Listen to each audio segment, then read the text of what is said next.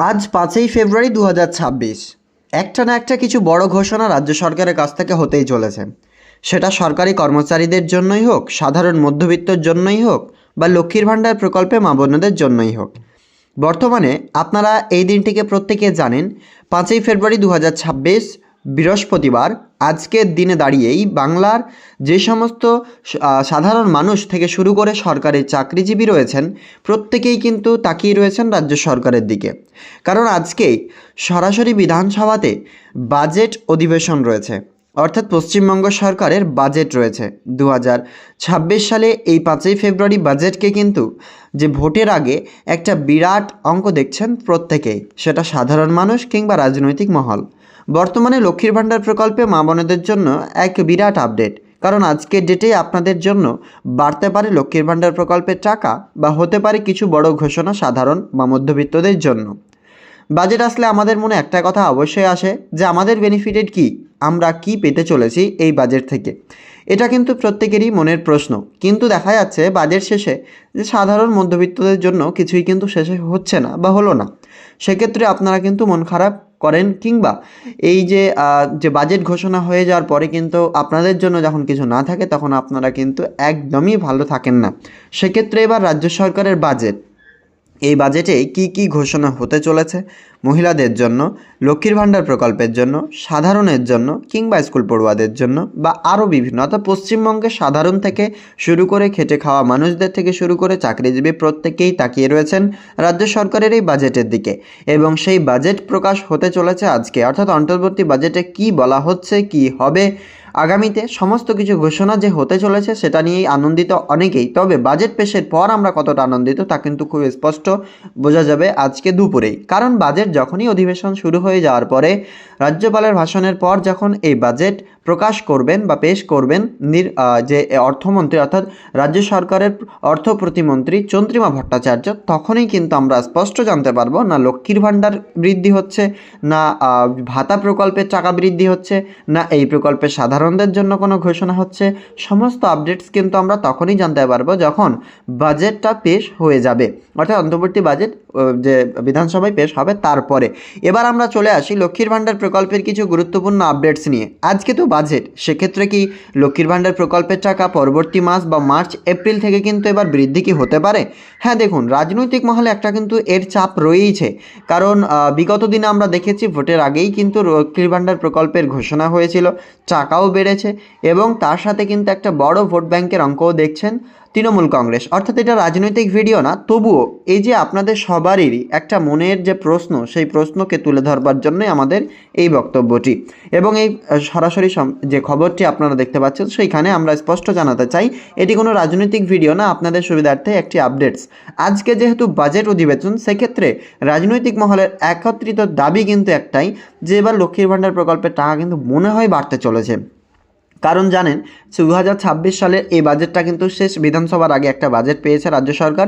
সেক্ষেত্রে এই বাজেটে কিন্তু যে বড় একটা কিছু অঙ্কের ঘোষণা হতে পারে সাধারণ মধ্যবিত্ত থেকে শুরু করে মা বোনেদের জন্য। সেক্ষেত্রে এই আপডেটসটা কিন্তু খুবই গুরুত্বপূর্ণ আপনাদের জন্য। তো আমরা বাজেট যখনই হয়ে যাবে আপনাকে তো জানাবোই এই আপডেটসগুলো, যে কি হতে চলেছে, কি হলো সেটা তো আছে। তার সাথে আপনাদের কি মতামত, বাজেটে এবার হতে কি চলেছে, লক্ষ্মীর ভাণ্ডার প্রকল্পের টাকা আদৌ কি 500 টাকা কিংবা 1000 টাকা বৃদ্ধি করবে? অর্থাৎ যারা 1000 টাকা পেতেন তারা 1500 টাকা, কিংবা যারা 1200 টাকা পেতেন তিনারা 1800 টাকা, এমন কি হতে পারে? না এই প্রকল্পে এমন হবে যে লক্ষ্মীর ভাণ্ডার প্রকল্পের টাকা 1000-এর বদলে 2000 টাকা, 1200-এর বদলে কিন্তু 2400 টাকা।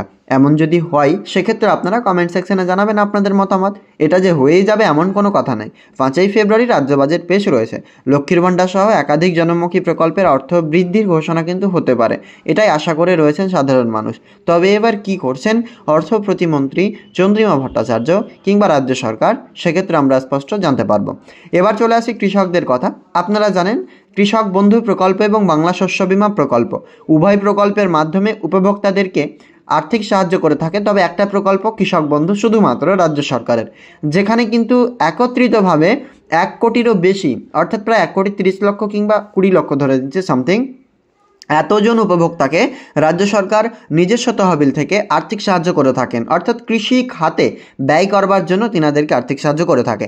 এবার আপনাদের মনে প্রশ্ন, বাংলা শস্য বিমা প্রকল্প তো কৃষকদের জন্য, সেক্ষেত্রে কি হচ্ছে? দেখুন, বাংলা শস্য বিমা প্রকল্পের সরাসরি সরকারি নিয়ম হচ্ছে এটা ইন্স্যুরেন্স কভারেজ দেওয়ার প্রকল্প, মানে এটা কোনো আর্থিক সাহায্য নয়। যদি কোনো কৃষকের ক্ষতি হয় সেক্ষেত্রে ক্ষতিগ্রস্তদের কাছে কিন্তু রাজ্য সরকার দাঁড়াবে এবং তার জন্য রাজ্য সরকার টাকা পে করবেন তাদেরকে যাদের ক্ষতি হয়েছে। কিন্তু কৃষক বন্ধু প্রকল্পে ভাগ চাষি, সরাসরি নিজে চাষি, সমস্ত চাষিরাই কিন্তু আর্থিক সাহায্য পেয়ে থাকেন কিংবা সরাসরি সরকারি সহায়তা পেয়ে থাকেন। তো এই প্রকল্পগুলিতে টাকা কিন্তু বৃদ্ধি হতে পারে কিংবা কোনো একটা বড় খাতে টাকা ব্যয় হতে পারে আগামী দিনের জন্য। তবে আমরা স্পষ্ট তখনই জানতে পারবো যখন বাজেট অধিবেশন শেষ কিংবা পেশ হয়ে যাবে তারপরে। তবে স্পষ্ট আপনাকে জানাতে চাই, লক্ষ্মীর ভাণ্ডার প্রকল্প নিয়ে একটা বড় চাপ রয়েছে রাজ্য সরকারের অন্দরে, কারণ এই লক্ষ্মীর ভাণ্ডারই কিন্তু অনেক মহিলারা রয়েছেন, অনেক মা বোনেরা রয়েছেন 1000 ও 1200 টাকা কিন্তু বর্তমানে এই প্রকল্পে পাচ্ছেন। এবং এই টাকা আগামী দিনে বা আজকের ডেটে কতটা বৃদ্ধি হতে পারে, আদৌ বৃদ্ধি হবে, কি ঘোষণা হতে চলেছে, সেটাই নিয়ে অর্থাৎ সেটার দিকেই তাকিয়ে রয়েছে সাধারণ থেকে খেটে খাওয়া মানুষ এবং মধ্যবিত্ত এবং চাকরিজীবী। কারণ চাকরিজীবী কেন বলছি বারবার, একটা বিষয় আপনারা স্পষ্ট, রাজ্য সরকার বিগত দিনে ডিএ ঘোষণা করেছিলেন। ডিএ যে ঘোষণা করেছিলেন সরকারি কর্মচারীদের জন্য, প্রথমে 2%, তারপর 4, তারপরের বছরও 4। তো এই ডিএ যে সংক্রান্ত বিশেষ মামলা চলছে সুপ্রিম কোর্টে এবং আজও তার শুনানি রয়েছে, তার সাথেই কিন্তু এই প্রকল্প অর্থাৎ লক্ষ্মী ভাণ্ডারের সাথে যে ডিএ বড় একটা বৃদ্ধির ব্যাপারেও কিন্তু তাকাচ্ছেন চাকরিজীবীরা, কারণ ডিএ অনেক দিন থেকে বকেয়া রয়েছে। বকেয়া ডিএ নির্দেশ আসা পরেও কিন্তু রাজ্য সরকার দেয়নি, এমনটা অভিযোগ করছেন সমস্ত চাকরিজীবীরা। সেক্ষেত্রে এইবার ডিএ নিয়ে আবারও কি বড় ঘোষণা হতে চলেছে, সেদিকেও নজর থাকবে সবারই। তবে স্পষ্ট আপনাকে জানিয়ে দিতে চাই, বর্তমানে আজকে রয়েছে বাজেট এবং বাজেট অধিবেশনের পর লক্ষ্মীর ভাণ্ডার থেকে শুরু করে কী প্রকল্পের কী সুবিধা হলো আপনাদের, সেটা কিন্তু পরবর্তীতে আমরা ভিডিওর মাধ্যমে জানাবো। আমাদের আজকের আপডেটটি যদি আপনাদের ভালো লাগে অবশ্যই লাইক করবেন। দেখা হবে পরবর্তী আপডেটসে। ধন্যবাদ।